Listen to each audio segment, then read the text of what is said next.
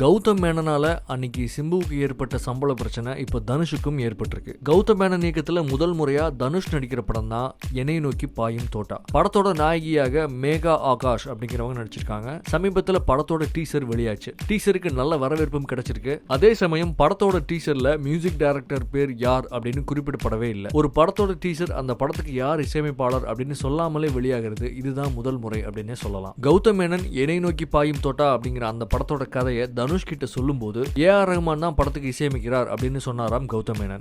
AR Rahman தன்னோட படத்துக்கு இசையமைக்கிறதால தன்னோட சம்பளத்தை கூட கணிசமாக குறைச்சாராம் தனுஷ். ஆனா படத்துக்கு ரஹ்மான் இசையமைக்கல அப்படின்னு உறுதியாயிருச்சு. மேலும் புதுமுகம் ஒருத்தரை வச்சு என்னை நோக்கி பாயும் தோட்டா படத்துக்கு கௌதம் இசையமைச்சு வர்றதாக சொல்லப்படுது. அது மட்டுமல்ல, படத்துக்கு தான் ஒப்புக்கிட்ட சம்பள தொகையை கூட இன்னும் கௌதம் மேனன் தனுஷுக்கு வழங்கல. இதனாலதான் தனுஷ் மிகுந்த அப்செட்ல இப்ப இருக்காரு. இதே போல கௌதம் மேனனால அச்சம் என்பது மடமையடா படத்தில் நடிச்ச சிம்புவுக்கு ஏற்பட்ட இந்த சம்பள பிரச்சனை இப்ப தனுஷுக்கு ஏற்பட்டிருக்கு. இந்த பிரச்சனை எப்படி பூதாகரமாக வெடிக்க போகுதோ அப்படின்னு கோலிவுட் வட்டாரம் சொல்லிட்டு இருக்காங்க.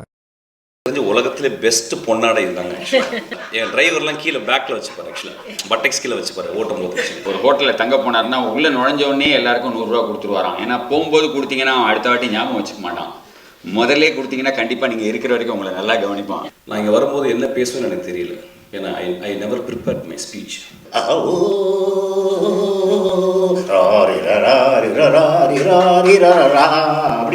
அப்படியே காப்பி அடித்தோம். ஒரு முதல்ல ஒரு தியேட்டரில் எப்படி படமாக்குன்னு நம்ம சமூகத்துக்கு தெரியல. நம்ம குழந்தைங்களுக்கு சொல்லிக் கொடுக்கணும். இல்லைன்னா மிஸ்கின்க்கு கோபம் வந்துடும். நான் இங்கே இருக்கிற அத்தனை பேரும் யாரும் 100 வருடங்களுக்கு முன்னால் இருந்ததில்லை.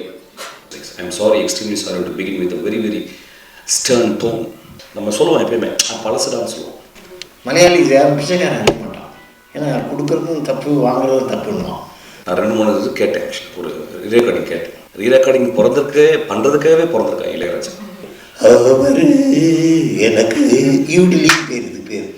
ஒரு சினிமா இல்லைன்னா நம்ம என்ன இருக்கும் யோசிச்சு பாருங்க. ஒரு எம்ஜிஆரும் சிவாஜி இல்லைன்னா நம்ம வாழ்க்கை எவ்வளோ நாசமாக போயிருக்கு.